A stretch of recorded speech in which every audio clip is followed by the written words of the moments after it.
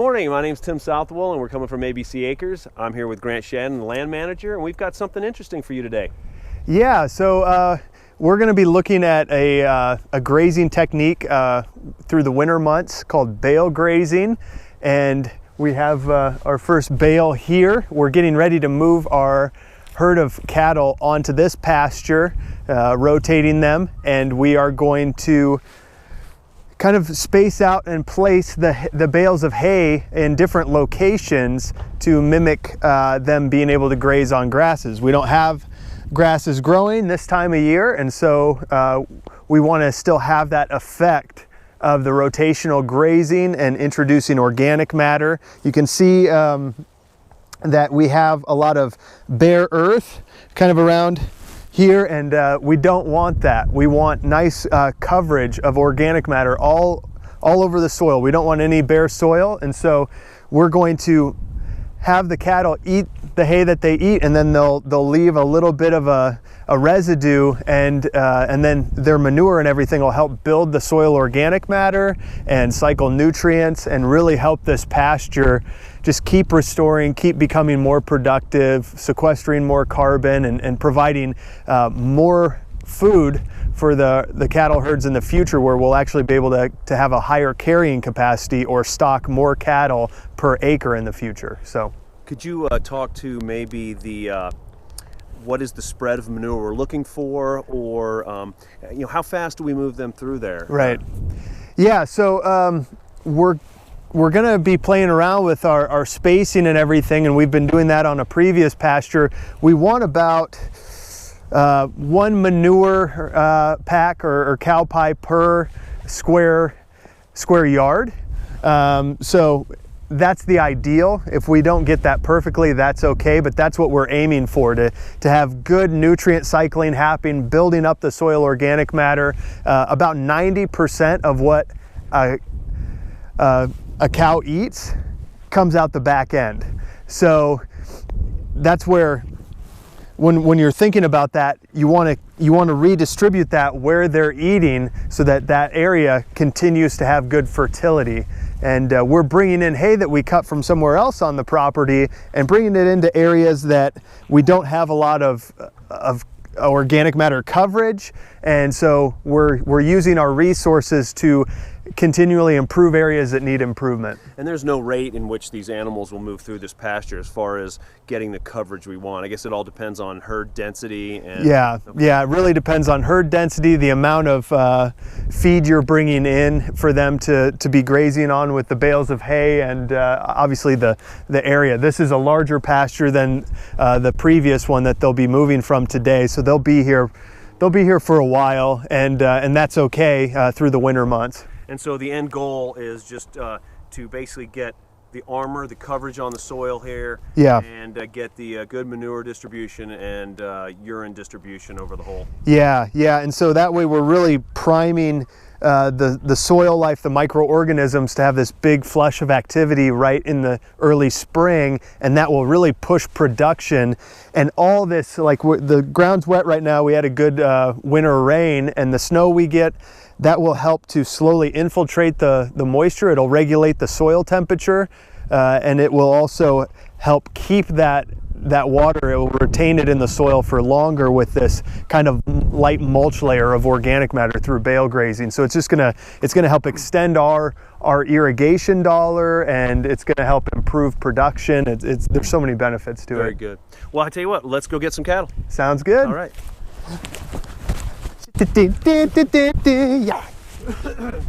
Well, we're back. Here comes Grant approaching with the cattle.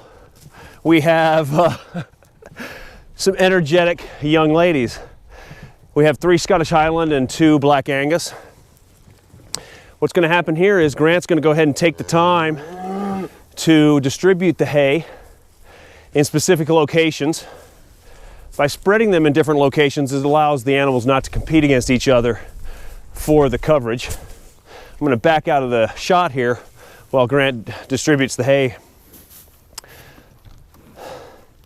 The 2 Black Angus have really not been completely accepted into the small Highland herd, so by spreading it out, we eliminate some confrontation.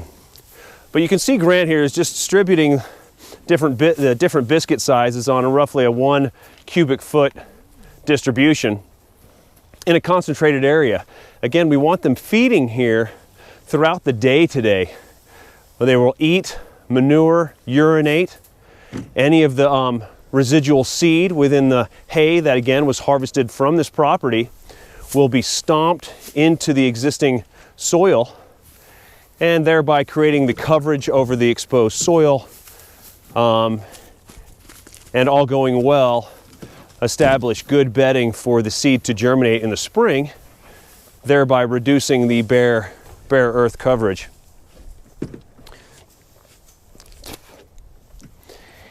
And as you can see, Grant has basically boxed in the hay in this corner of pasture 2.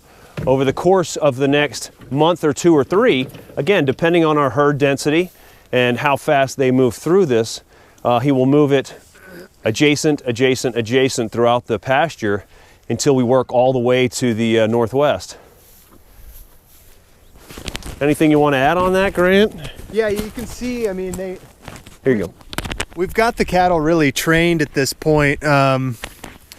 They followed me clear across the pasture pretty easily. It's a great way to move them in different locations of your property as well in the winter months. Once you have them trained to following the hay, they're going to follow the good stuff. So you can see them heads down. That's what we want to see right away in a new pasture when you're rotating. And like Tim said, we're getting that soil coverage of the what some people would call wasted hay. We see no waste. We're banking this organic matter, we're banking this seed and this fertility as an investment right now that's going to pay us actually really good dividends this spring, summer, and next fall. So there is no waste when you're practicing really good resource management, and the cattle are going to do great work for us in really building the fertility, building the soil organic matter of this pasture. So we'll come back and we'll take a look and see here in a day or two what kind of manure distribution we have and see if we need to make any adjustments. Welcome back. We're here at day 2, 24 hours later on the ground. What are we seeing immediately here? Well, we've got good coverage of our hay mulch that the cattle have trampled in, what they haven't eaten. They've eaten most of it, but they do leave some. Part of that's the length of their neck in relation to their legs. They can't get all the way down to the ground, so we're using that feature of their build to our advantage. We've got a little bit of manure distribution. One thing we realized yesterday afternoon was that we need to cut this pasture in half with a cross fencing and an electric fence to reduce their area, and as we continue to add hay, they'll continue to congregate in those areas and we'll get better manure distribution. So that's just an adjustment we're going to have to make, and we'll do that, and we're getting ready to feed them here. So here we have Grant just distributing the hay biscuits literally on the edge of where we dropped them the first day. We have certain congregation of manure, as Grant mentioned previously, from 3 foot to 7 foot spacing. We want to try to get it on 3 foot intervals. And so we will continue to do this over the next probably 3 to 5 days. Probably 3 to 5 days, do you think, Grant? Yeah. 3 to 5 days to really understand what the coverage is and how we may have to just adjust our pattern. As Grant mentioned, we're on about a 2.5 acre pasture here. We're finding that's a lot of room for them to roam, and they're manuring in different spots. So I believe we can increase the results of what we're looking for by simply cutting the pasture in half with a simple single hot wire. They have access to their water and to their minerals closer to the water source, so that won't be an issue. And what we'll do is we'll continue to monitor this for the next 3 to 5 days, and then we'll revisit this pasture, see where we are, and make those further observations.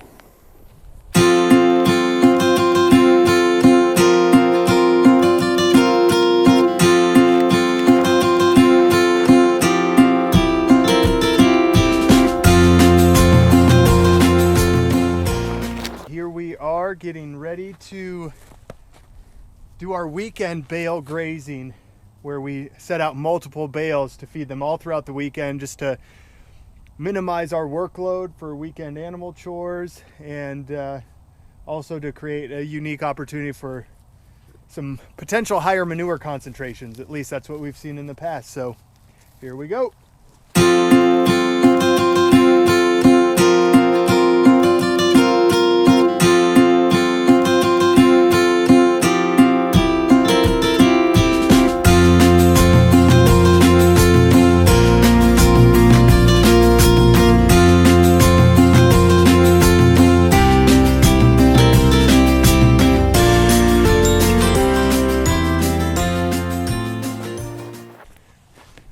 Okay, so as you can see, we've got our bales out for the weekend, and you might have noticed where there's some lighter manure concentration, I went ahead and placed some lighter biscuits over what's already previously been bale grazed, and that's just to try and concentrate their grazing and their manuring efforts where we want them. So they're all set for feed for the weekend and even into Monday morning, and so we can relax a little bit more during animal chores this weekend, and they'll be all too happy to be able to feed whenever they want.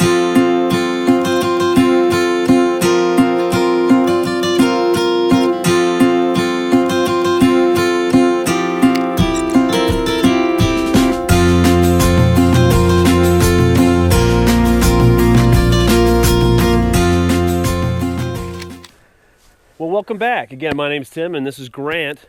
If you'll notice, the scenery's changed a little bit over the last few weeks. It's been 2.5 weeks since we started this, and I think if we had it right, we wanted to kind of showcase the results over 3 or 5 days, right? Right, yeah, we had this plan to do a nice little kind of staggered time-lapse scenario where you could see the development of the bale grazing technique and see the kind of functional hay mulching of the residue that the cattle weren't eating and trampling into the ground, as well as a nice manure distribution, and now it's all covered in snow. That's so right. welcome to winter in Montana. Right. And that just speaks to the unpredictability of it all, right? Yeah. Well, very good. So, you know, obviously we're taken off guard with this, but for the viewers back at home, we have continued the process, but with some of the snow that we have not seen over the last few weeks, we've got some examples over there. Right. So I'm going to get behind the camera and maybe you can show us what Sure. we are able to see. Great.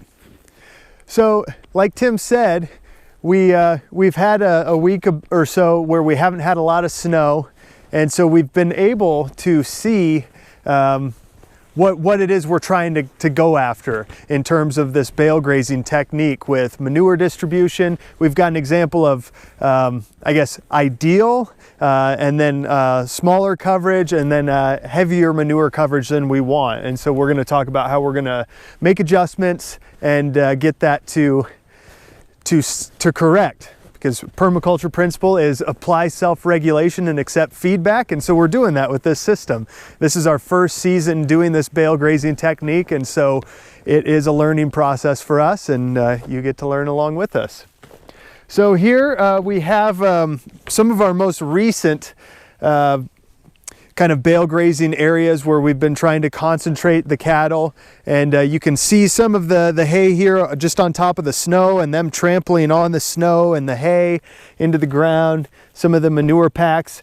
It's in general probably a little lighter than what we want as far as manure distribution goes. We're going for about one cow pie per square yard. So one every kind of in a 3-foot cube on the ground is what we're going for. And so here it's getting a little better, still not perfect, and it's never really going to be perfect. It's just a standard that you're shooting for. If you look here to the kind of the farther area, we've got a pretty heavy concentration of manure, and what we observed was happening was this is the area that the cattle selected to kind of bed down at night, also during the day when they were done feeding and they were ruminating, and then they'd stand up and they'd take a dump right on the field and right where they were. So it just led to a much higher concentration of the manure than really what we want. It's not at any kind of like pollution level. We're not going to have too much nitrogen to where it's going to burn out things, but it does lead to just a little more time that's needed for it to break down in that area to get really good grass and pasture coverage growing back. So we are going to make some adjustments, and with that, we're going to take our electric fence line that has been on the outside edge of our field. We're actually going to move it over where they have previously bale grazed so that they can't keep building up the manure concentration. So we'll just kind of condense them in their space a little bit more. And you know, ideally, if we wanted to try and step posts into the frozen ground a little more often, we could put them into some smaller paddocks, but just by moving this one line, it's going to be a way we're going to be able to kind of adjust the manure distribution and get it closer to the ideal we're going for. We're gonna keep learning with this bale grazing system. We're really excited about the possibilities with it. Some next steps for us, besides moving the electric fencing to keep moving the cattle onto fresh ground and getting their manure to distribute more evenly, is you know, after we've moved the cattle off, we'll bring the chickens in and we'll get another diverse mix of manure from them. And when it starts to warm up a little bit on some of these sunnier, warmer winter days, they'll be able to start scratching at the surface of the manure packs, helping spread it a little bit. And yeah, you can see Lori's becoming comfortable with me from just twice a day feedings of the hay with the bale grazing. Another thing we could do is bring our chain harrow on the back of our tractor to drag it out as well, if we wanted to try and just and accelerate it. Really, with rotational grazing, we're going to be looking at giving this pasture a pretty good recovery period in the spring. So with all this introduction of organic matter between the hay and the manure, this pasture will really spring to life, and as it does so, and all this food is there for these microorganisms, they're going to be able to break this down. So if you want that nice, clean, even look, you can use a harrow. But if you want to kind of be a little more hands-off and just let biology and time take care of it, you can do that as well. It really depends on what you're using your field for and some of the time strategies that you want to use. So thanks for watching, and yeah, we'll see you next time.